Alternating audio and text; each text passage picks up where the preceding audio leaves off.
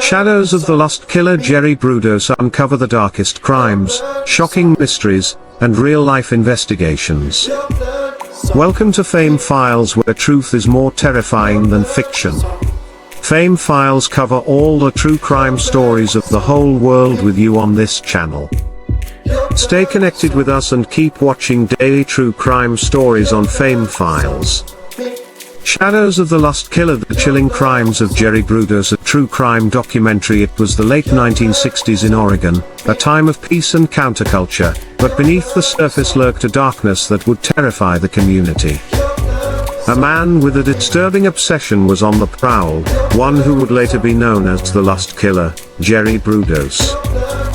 The making of a monster. Jerome Henry Brudos was born on January 31, 1939, in Webster, South Dakota. From an early age, he was different. He grew up in a strict and abusive household, where his mother berated him for not being the daughter she wanted. This resentment would later manifest in twisted ways. At just 5 years old, Brudos developed a fetish for women's shoes. It started with a simple pair of high heels he found in a junkyard, but his fascination soon spiraled into darker urges. The evolution of a predator. As Brudos grew older, so did his disturbing fantasies. In high school, he began stealing underwear and shoes from neighborhood women. His desires took a more sinister turn when he started attacking women to steal their shoes right off their feet. Despite multiple arrests, Brudos managed to avoid serious consequences. He later joined the military but was discharged due to bizarre obsessions. It was clear that his urges were only growing stronger. The killing begins in 1968. Brudos escalated from fantasies to brutal reality.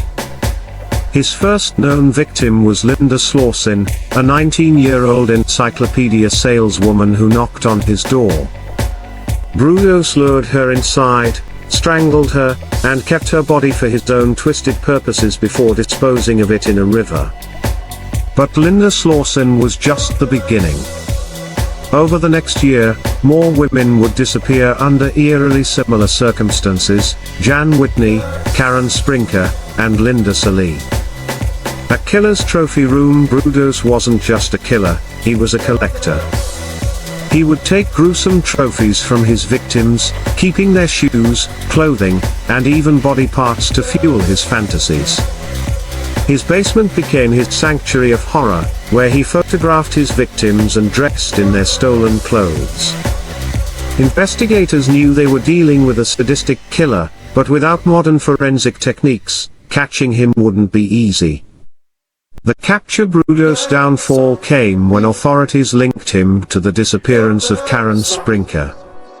A young college student mentioned a weird man who had tried to lure her into his car, a description that matched Brudos.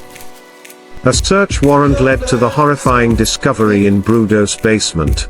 The walls were lined with trophies from his victims, photographs, stolen clothing, and disturbing evidence of his crimes. Justice served in 1969, Jerry Brudos was arrested and charged with multiple counts of murder. The evidence was overwhelming. He pleaded guilty, and was sentenced to life in prison, narrowly escaping the death penalty. While behind bars, Brudos showed no remorse. He continued to obsess over women's shoes, even requesting catalogs to fuel his fantasies.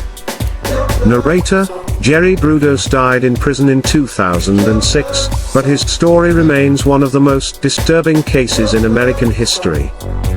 His crimes serve as a chilling reminder of how childhood trauma, unchecked fantasies, and a lack of intervention can lead to unimaginable horror. Evil often hides in plain sight. Sometimes, the people we least expect are the ones harboring the darkest secrets. If you found this documentary insightful, don't forget to like, share, and subscribe for more true crime stories. Stay safe,